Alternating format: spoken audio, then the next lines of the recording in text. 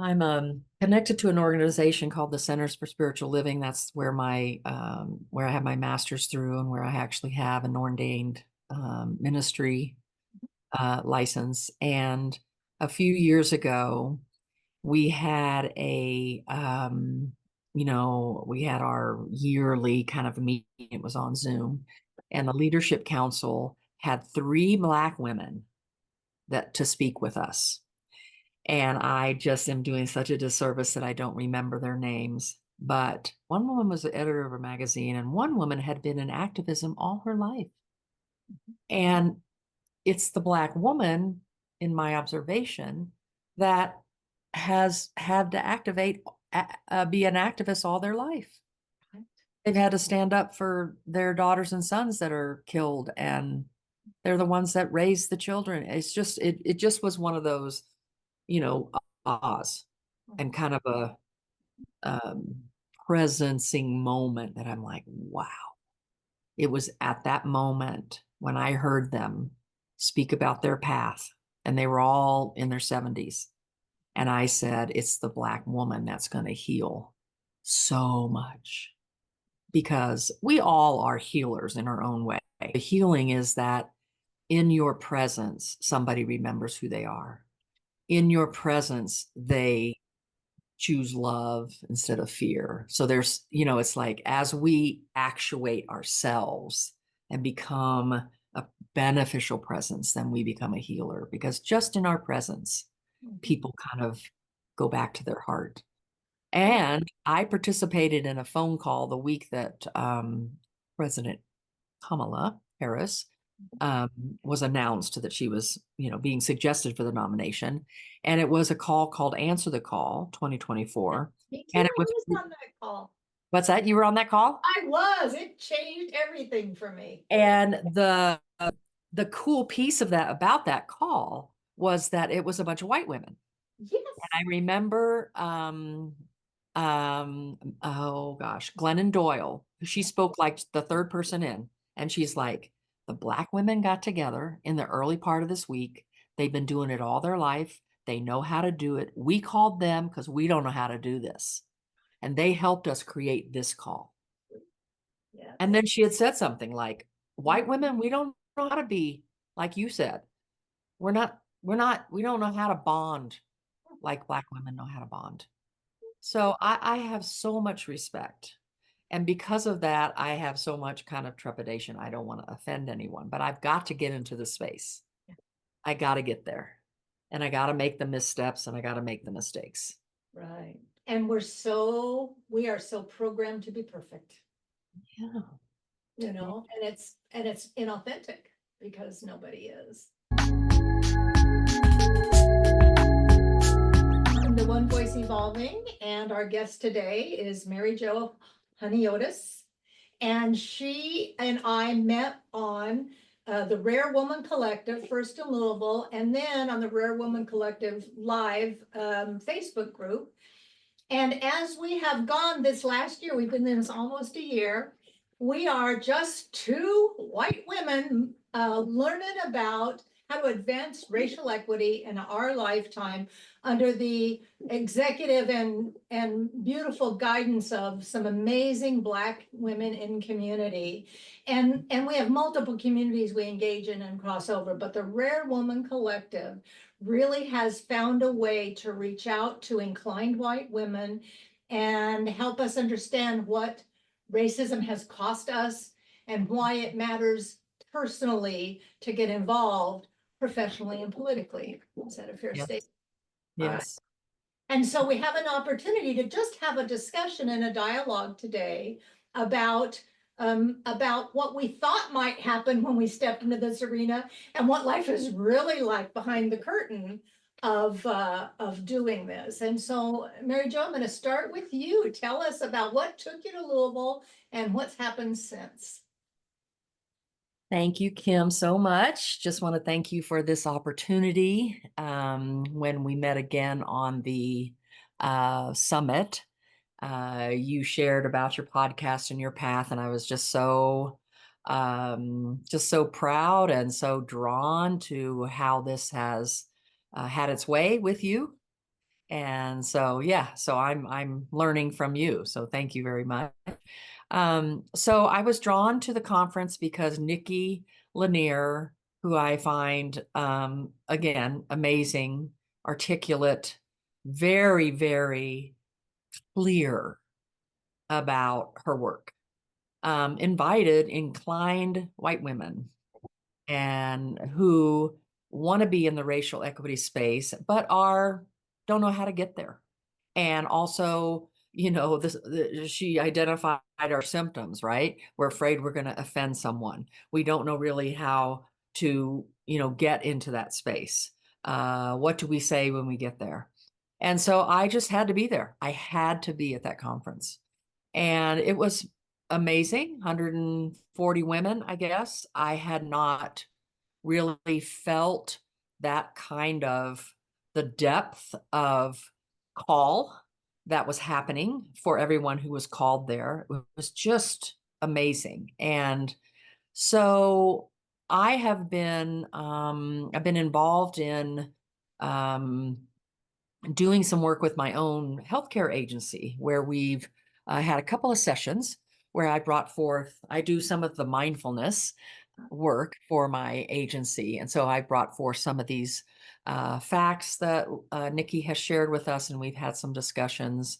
I definitely know I haven't really given myself fully to it because I have this other full-time work that I'm doing, but it doesn't mean that it doesn't go away and that there are opportunities that I have with anybody that I might speak with or any place that I might be to be a voice for racial equity. So I feel that that has also shown up for me. I am looking forward to the groups that are happening this coming fall. I'm going to be involved in facilitating those, and that is being offered through the RAARE Women Collective. And I do have a network of white women that I really want to get together, but I want to get I want to be a little bit more under the tutelage of Nikki before I, step out with that. I will say that just last night, my sister hosted a very small political meeting for two people who are running on the blue ticket in a very red county. And it was a beautiful discussion. It was great to hear to the very, very, very nth degree where right outside your door is where political policy is being made and decisions are being made, right? And the sweet gentleman that's running for a commissioner talked about how, it he just really believes that if we just have good discussions and we talk to each other, that we can overcome these divides. And I said, I agree with you. And that's actually, it's because that's coming from a place of privilege, because it's easy to say that.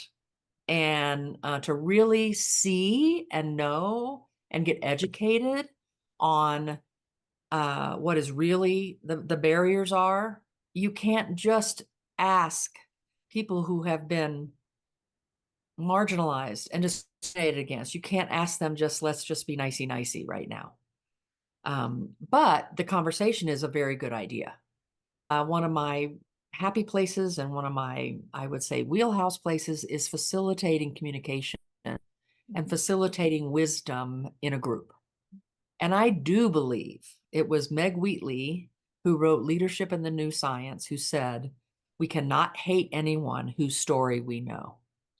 And how do we get into that circle? How do we get into the story that people are telling? And I'm seeing it happen everywhere. I'm seeing storytelling circles happening everywhere. So anyway, I'm very inspired, and I am looking forward to being a part of the conversation, creating the conversations. And I've always been kind of life has been a revelatory path for me. It's like, okay, go here. Okay, next go here. And so it started last year with the conference because I said, I have to be there. Yeah.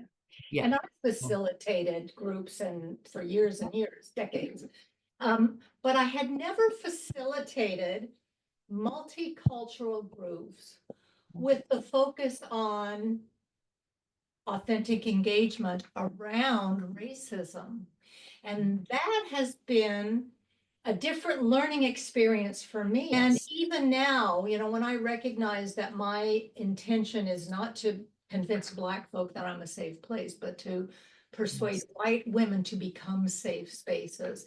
It's Yes. easy for white people to decide what they think they need to facilitate for the Black community, or to we just need to talk to each other. Easy for us to say, Very easy. bubble. Have Yeah. you facilitated already, or is this going to be your first foray into mixed kind of communication? Yeah, this will be my first foray into very specifically Nikki's work. Mhm. And but I was involved in a civic engagement training that in my community. And when I was a spiritual director, I had my center in the historically Black neighborhood of Denver. And I loved being there. And it was an interesting experience because I thought, okay, we're going to have a more multicultural community. And it didn't happen that quickly. But when I got involved in the civic engagement training that we hosted at our center, and then again, I facilitated the program, it was so brilliantly planned that most of the individuals who were in the class were in the BIPOC community, and they were identified as leaders. They were identified as having passion, and the way this curriculum worked is that you identified your passion for change, and then that became your project. So wow, did my eyes get opened? And I listened way less than I talked, which is what a facilitator does. But I had some things rise up for me as lessons of exactly that, of assuming certain things, speaking to people as if they were in my shoes. Mhm. And I also made some alliances that I am still in touch with these individuals now and supporting. I have a woman that got African American woman that got her feet on her ground at a local women's shelter, and she and her two daughters were in this program. And I watched her receive an award at the local community college 3 or 4 years later after going through the program. And I'm still in touch with her. Beautiful, beautiful program. So I was very blessed to be in that environment. And I did learn, I got some. Try and remember back to when you were first in that program and you started to have things come up, or your first aha awarenesses. For me, in social media, because I'm facilitating on social media, when I recognize the way that trust is broken between Black women and white women, and I, in my white bubble, never heard the other side of that. But it was around this political cycle when the Black women in community were so thrilled that white women stepped up, but they've seen this move before, and they're afraid to trust. They want to, and they know how to build community and a connection far better at it than white women are. We're more Yes, competitive unless we haven't needed to, right? We haven't needed to bond this way until now. And now we don't know how to bond, and they know we don't know how to bond. so true. But so the fear is that it's going to be just like always. Oh, yeah. And then on November 7th, they're going to go back to their little white bubble and, forget that we were part of Yes, that. yes, And so for me, in all the facilitating I've done, trust is always the issue. In any organization or any family, when trust is broken, that foundation, you have to start at the foundation to rebuild. yeah. And that's challenging in a new arena, although the principles of change are the same. But give me an example of one of the first awarenesses you had that this requires something different of you. I have a perfect example Okay. in this civic engagement, which went for a number of weeks, probably 3 months. And then, I mean, it was just so good. And I had a partner. My co-facilitator was a Black woman, Oh, and there was a black gentleman was our overseer. He got us all set up. And for the most part, I just expected, I had gone through facilitator training. And it was so wonderful. And I just expected us to really bond. She didn't want really any partnership going on. When we went to our first meeting, she's like, you do your part, I'll do mine. Mhm. And there were a couple moments when it was my turn to facilitate something, and I would say, I would interject, let's all just sit for a couple minutes and be quiet. Or I would add something, mindfulness to it. It was like oil and water, and she actually got angry with me. She was in my face a couple of times. I went to the program director and I said, this is the problem I'm having. So I went to him in my little white privilege way saying this should happen. We should, this conflict needs to be facilitated. We need to it needs to not be how it is. And he goes, what if she never wants to do that? It was truth, man. It was such truth. And then I was able to let go of that expectation with her and really just be about my own business in the training. And I probably became a little bit better because I was not so caught up with that. Then there was this conversation in the Black community about, would you rather be in a conference room alone with a white man or a white woman?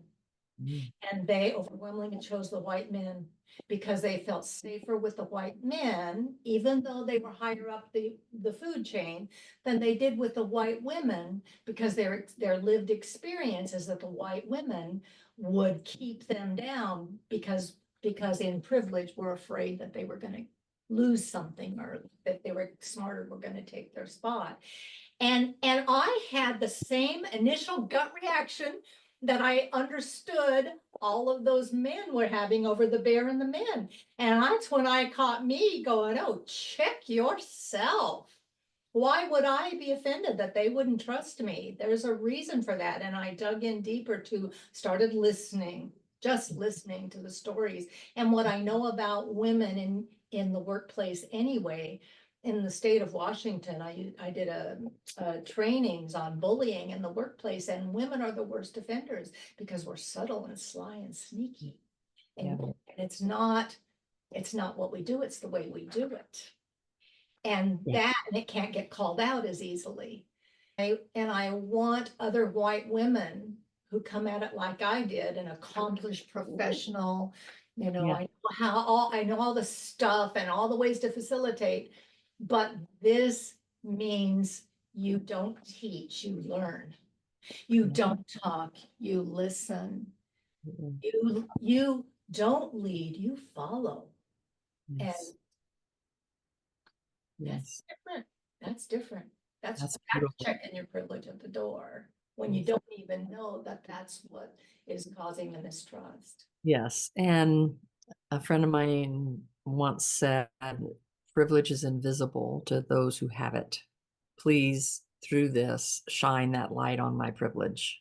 Please, my intention is let me be brave enough to have my privilege shown to me beyond what I know, right? So I know, but there's a lot I don't know.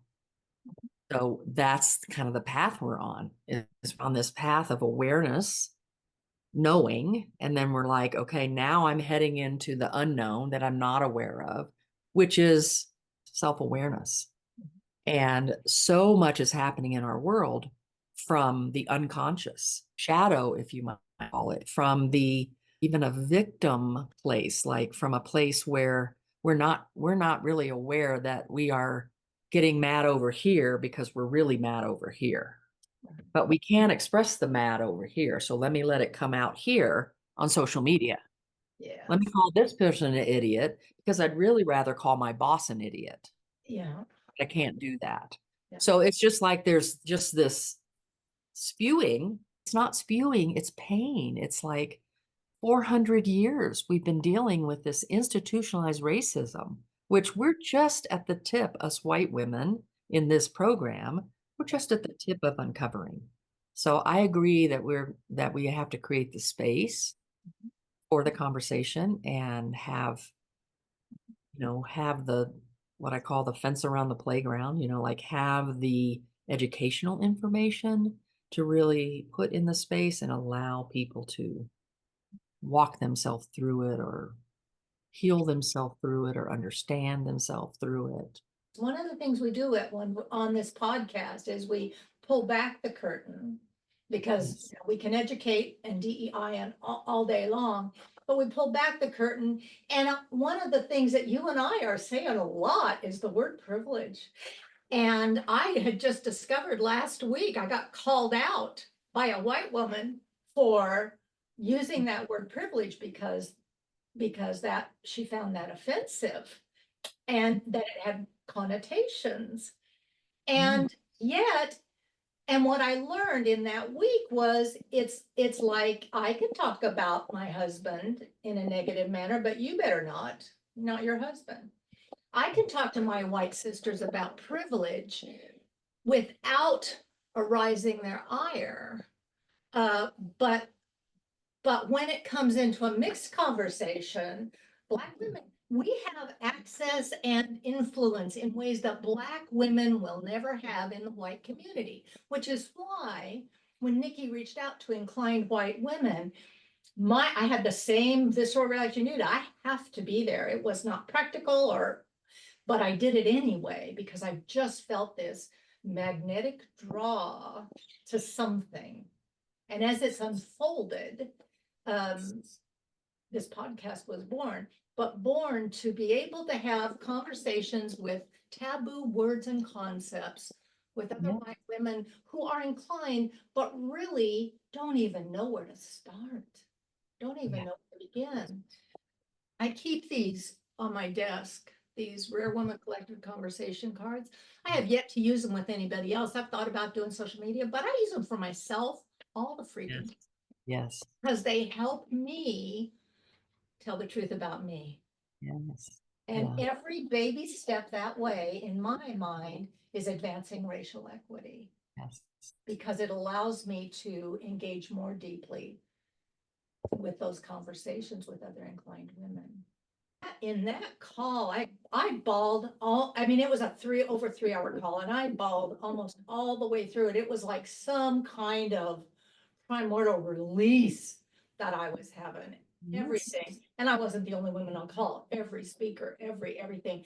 This was a moment. This is an intersection in history It was of amazing. women and across the board and men. And it was so different than 2020 and George Floyd, which got me off the center to begin with. But this one, the personal became political. Yes. And it has stayed. And I want to be able to create the container, and that's why I'm engaged in the same movements you are. I want to create that container for after the election, so white women don't go back to their bubble, and so that we can continue because the election is the pin on the map that says, and let the change begin here. It is not the end game. Right. And no one's going to do it for us. No. My hope is that there will be space for it, but somebody has to put their one foot in front of the other and show up in the space. Right. Right. And have the support. One things I've learned in this year is you cannot do this in a cipher. A white woman with all the best intentions can read all the best books, can go to her little white woman communities and roundtable discussions, but without being on that front line, it's not the same. I'm just remembering now, and I've got the materials. I have to go back and look them up. But in that civic engagement training it was about how to go to your representatives, your commissioners, and how to get something, into the river of change, so to speak, politically. And one of the concepts they brought up for us was intellect over emotion and how to present your idea for change with the intellect leading. Yeah. And of course, your emotion is the passion, turns into passion. But if it's all emotion, which I I'm familiar with, um, then, it's not going to go far. And I wake up every day saying, what one thing can I do Yeah, today yeah, to move this needle forward? It yes. might be doing postcards, it might be taking care of my own inner work, it might be mindfulness. This can be taxing work. Mhm. And every time I want to take a break, I have to remember that we have a multiracial family. People in our family don't get to take a break. Yeah, The Black I, and brown women of the world don't get to take a break. such My a good privilege is point. showing again, right? Let me send you this guide. Like maybe I create a one-sheeter Oh, good idea. that gives them really, they make it their own, but give them some script ideas of what to say to just even open the door. Mhm, mhm, Um, and I think Nikki has talked to us about that, and she gives examples of that sometimes when she's speaking. mhm, Because it's my first thought is, how can I help you say something that will neutralize, that will put people on neutral? Can I offer some guidelines right now for us as we kind of talk about racial equity, because it's such a volatile issue? And these are the three guidelines mhm, that we speak from first person. We don't accuse, grace over gotcha, because I think instructions mhm. aren't such a bad thing. Even ask that person when they talk about it, what are you afraid of? We Right. can answer that, right? Yeah, What do you think they would say? yeah, I'm afraid it's going to get out of hand. I'm afraid someone's going to yell at someone. I'm right. afraid it's going to say I'm something. afraid I'm saying it wrong. Guide for creating neutral space. And How- understanding that before you can create a neutral space, you have to be neutral.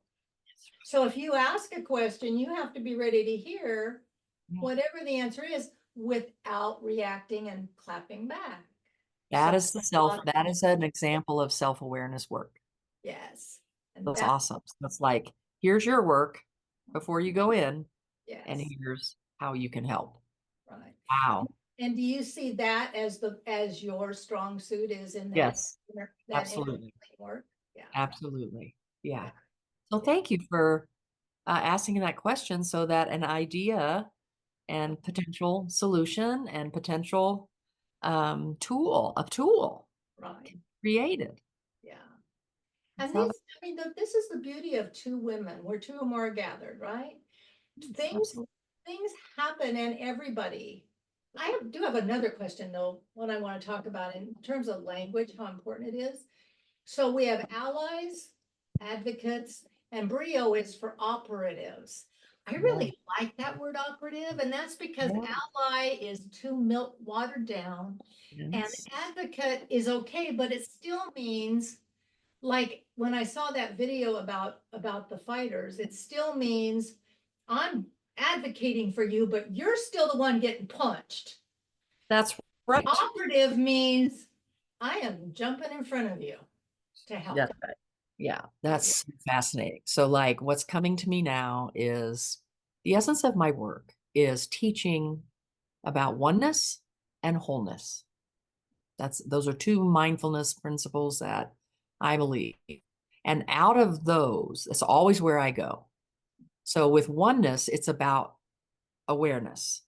I cannot do to others what I will not do myself. So we're connected. I don't believe what I see what I believe, right? So the world that I talk about is not the world as it is, it's the world that I am. So I like to work on that space with people. And then wholeness means that, to me, is that everything is unfolding as it should. It's not necessarily like good, it's not like it's all good, but it's like we're being shown exactly what we need to be shown. When you say I'm an ally, it's kind of a distanced.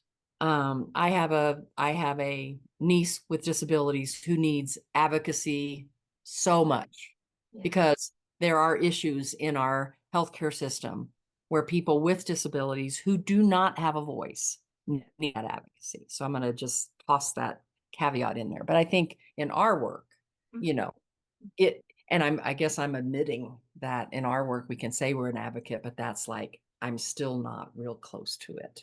You know, I'm doing for you. And so what I'm doing is I'm holding you in consciousness. The operative is like, yeah, it's kind of like I'm closer to you. I need to, like, I'm on security detail, right? You and I need to know. I need to know your needs. I need to know you in order to walk with you. So that just came to me as you were asking that question. And I think for my own path, I want to be in that operative place. I want to be comfortable walking side by side. You know, I want to be comfortable there. I think that my work will naturally flow out of what I'm learning from Nikki and this program, and it will flow, it will happen for me first. And then it will flow with great passion Yes, and power and and purpose. power, Yeah. purpose. And that's what I heard from you. What that's how I heard you in the summit. It was like, man, you are clear. You're so clear. And it's like not like you know it all, but you know what's yours to do. And you have a structure that is supporting you. So anyway, just want to acknowledge that. Thank That you. that's what happens when we're clear and that we're kind of Yeah. ruined inside. And I have to give all the credit for that clarity to the Legacy Plan Plus that I did with Nikki, with Dr. Nikki after Louisville, because I was still, I had a toe in the water and a toe in the bubble. And if it got too hard or I got too many pushbacks, I still had my hand on the parachute. And I don't anymore. I'm all the way in and I'm staying. But I really liked what you said about operative. When you brought operative, it was like, oh my gosh, that is where, that's it. I'll be doing a TikTok on this later. That's where the know, like, trust factor happens. Doesn't happen in ally, doesn't happen in advocate. They like, yeah, I hear your lips moving, but I don't see your feet. What are you doing? Where's the action? Here's the action. We're in this side by side, okay? And making change. Now we can really know, really like, really trust each other. And then, because from a foundation of trust, women rise. Mary Jo, this has been wonderful time, and we both got some clarity and got some next steps, and that's exactly the way that inclined white women are operating within the realm of the RAARE Woman Collective, is that we can do more together than we can alone. And maybe what we're learning is connection in ways that have not been available to us to learn before, but I appreciate it. Absolutely. And thank you for the space, for the invitation, to let me like speak with what's just coming through me, which is where I love to be, and being an example of the courage and bravery to go where one has not gone before, wherever it is in your life, right? So at this moment in time, if people want to get to know you better or work more closely with you, the best bet is the Brio group that's gonna Yes. start, Yes. I think, That's early awesome. November, right about election time, probably.